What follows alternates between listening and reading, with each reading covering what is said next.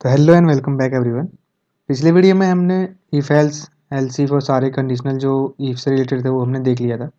आज हम देखने वाले हैं स्विच केस, स्विच स्टेटमेंट क्या होता है। तो कल जो हमने एक देखा था एग्जांपल पिछले वीडियो में, उस एग्जांपल को एक बार देखते हैं, उसके बाद समझते हैं कि स्विच केस की नीड क्यों पड़ी।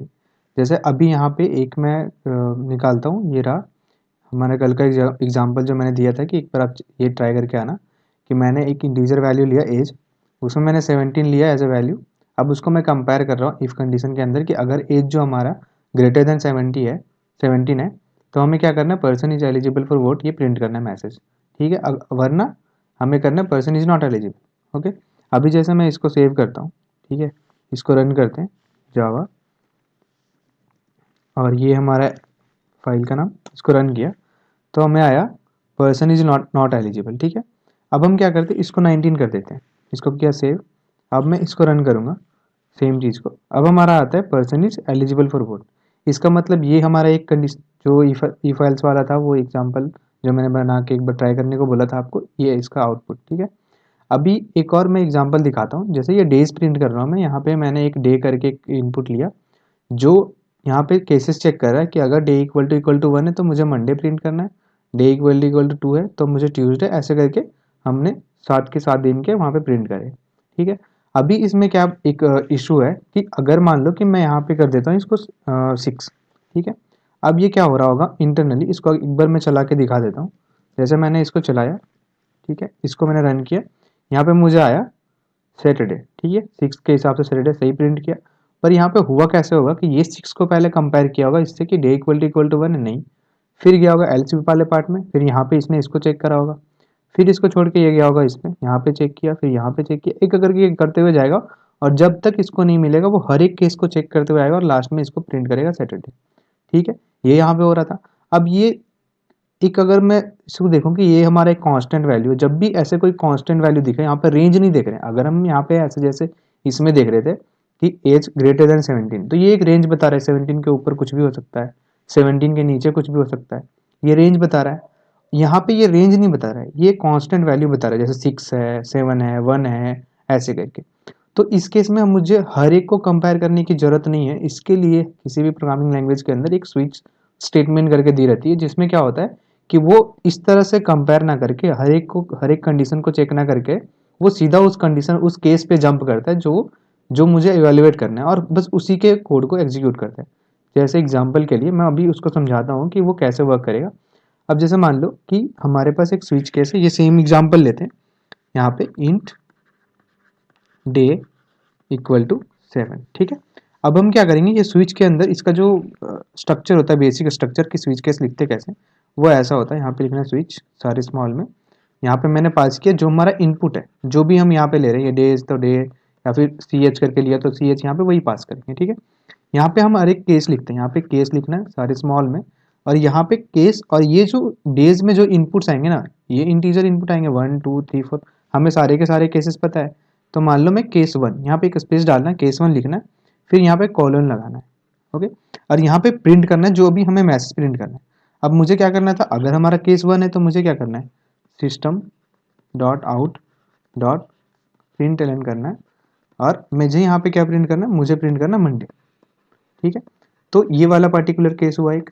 अब दूसरा केस क्या होगा, यहाँ पे केस 2 होगा, यहाँ पे मैं केस 2 में क्या करूँगा, मैं यहाँ पे system dot out dot print, मैं शॉर्टकट में एसओपी लिख रहा हूँ, यहाँ पे हम प्रिंट कर देंगे ट्यूसडे। ठीक है, ट्यूसडे। अब सिमिलरली यहाँ पे केस और भी सारे केसेस होंगे। ठीक है, यहाँ पे 3 हुआ, इसके लिए भी हम एसओपी यहाँ पे प्रिंट कर देंगे हमारा वेडनेसडे, ऐसे करके सारे प्रिंट करेंगे। अब यहाँ पे क्या है, क्या चेक कि जैसे अगर मान लो इसमें एक यहाँ पे लाइन ऐड करनी पड़ती है ब्रेक। अब ये ब्रेक को हम थोड़ा सा कल जो नेक्स्ट टॉपिक हम तो समान हम लूप से पढ़ने से पहले एक बार ब्रेक को हम देख लेंगे, ब्रेक होता क्या है।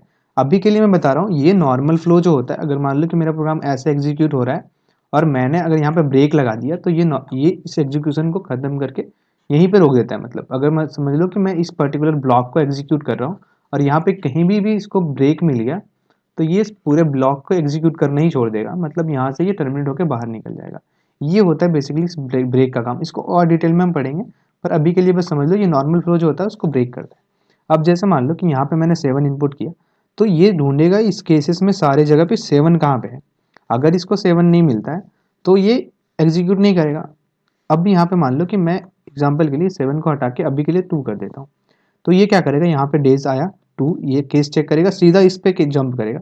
अब मेरे हिसाब से इंटरनली क्या वर्क हो रहा होगा कि ये एक टेबल मेंटेन करते होंगे जहाँ पे ये जो वैल्यू है ना हमारा 1 2 3 4 उसको एज ए इंडेक्स ये रखते होंगे और उसके अंदर वैल्यू भी वही रख देते होंगे 5 6 ऐसे करके।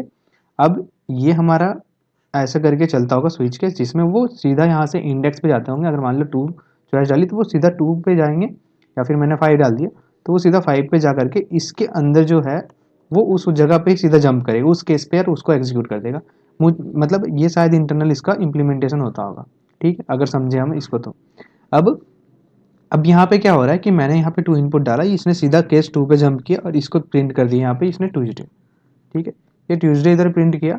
अब अब क्या है कि यहाँ पे हमें ब्रेक लगाना इंपॉर्टेंट क्यों है, क्योंकि स्विच का ना एक फ्लो होता है। अगर मान लो कि इसने एक बार केस चेक करके इसको प्रिंट कर दिया ना, उसके बाद ये बाकी के नीचे के कोई भी केस चेक नहीं करेगा। अब मान लो कि मैंने ऐसे करके केस 10 तक लिखा हुआ है, तो ये 2 के बाद नीचे जितने भी आएंगे ना सबको एग्जीक्यूट करते जाएगा, इसको भी प्रिंट करेगा, इसको भी प्रिंट करेगा, ऐसे करके जितने भी होंगे सारे। अगर मैं यहाँ ब्रेक लगा दूंगा तो क्या होगा, ये नॉर्मल फ्लो को यहाँ पे ब्रेक कर देगा। तो जैसे ही इसने ये प्रिंट किया उसके बाद यहाँ सीधा ये ब्रेक कर देगा, ठीक है।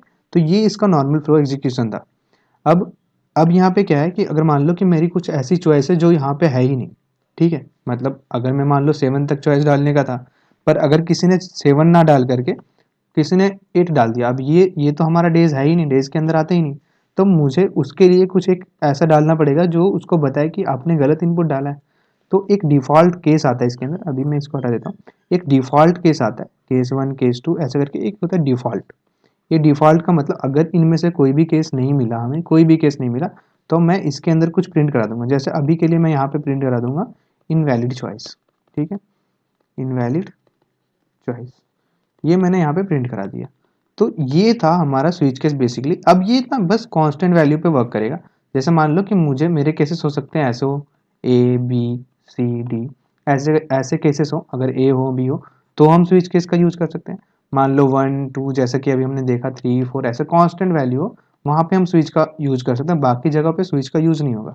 जैसे मैं कह दूं कि मेरा रेंज, अगर मैं जो मार्क्स दिखाने वाला एक एग्जाम्पल वो दिया था असाइनमेंट बनाने के लिए, उसमें क्या था, रेंज था कि अगर वो 90 टू 100 आता है मार्क्स तो मुझे वहाँ पे ए प्लस प्रिंट करना है, ठीक है। अब ये रेंज बता रहा है ना, तो रेंज को हम नहीं डाल सकते केस के अंदर, केस एक पर्टिकुलर कांस्टेंट वैल्यू होगा, तो ये जो है वो वहीं पे यूज होगा जहाँ पे हमने कांस्टेंट, जहाँ पे हमें कांस्टेंट वैल्यू दी रहेगी, ठीक है। तो ये इसका मेन एडवांटेज यही था कि हमें पर्टिकुलर हर एक केसेस पे जा के चेक नहीं करना पड़ेगा, सीधा जो भी केस हमने यहाँ पे इनपुट दिया, जो भी चॉइस हमने डाला, सीधा उस केस पे जा करके उसको एग्जीक्यूट करेगा। तो ये इसका एक फ़ायदा हो गया, ठीक है। अब जैसे ये सेम प्रोग्राम को हम उसको करके देखते हैं स्विच केस के अंदर से। अब जैसे मैं बाकी के जितने भी कोड थे उसको मैं कमेंट करता हूँ यहाँ पे, ठीक है, ये वाले सारे मैं अभी यहाँ पे कमेंट कर देता हूँ ताकि यहाँ से हमें अपना एग्जीक्यूशन दिखेगा। अब यहाँ पे मैंने सेव किया,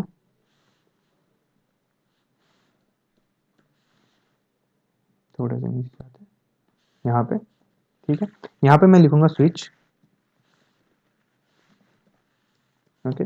अब इसके अंदर मेरे को पास करना डेज, यहाँ पे मैंने डेज पास किया, डे था ना, डे पास किया। अब नीचे हम केस हमारा आएंगे केस 1, ठीक है, यहाँ पे मैं पास करूंगा, यहाँ पे मैं प्रिंट कर दूंगा मंडे, ठीक है। अभी मान लो कि हमारे पास 3 ही डेज होते हैं, मैं ज़्यादा इनपुट नहीं लेता हूँ, मैं मान लो कि हमारे पास 3 ही इनपुट होते हैं, ठीक है। तो हमारा और भी केसेस आते हैं, लेकिन यहाँ पे केस 2, ये हमारा मान लो केस 3, हमारे पास 3 ही है, ये मंडे, ये हमारा ट्यूसडे, ठीक है, और ये हमारा वेडनेसडे, ठीक है।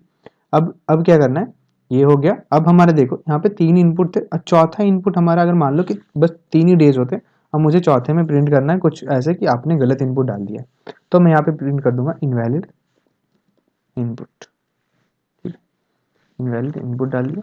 अब इसको हम करते हैं सेव, इसको करता हूँ मैं रन, ठीक है। ऊपर मैंने क्या चॉइस डाला है, ऊपर मैंने 6 डाला जो कि हमारे डिफॉल्ट के अंदर जाना चाहिए और मुझे इनवैलिड प्रिंट करना है।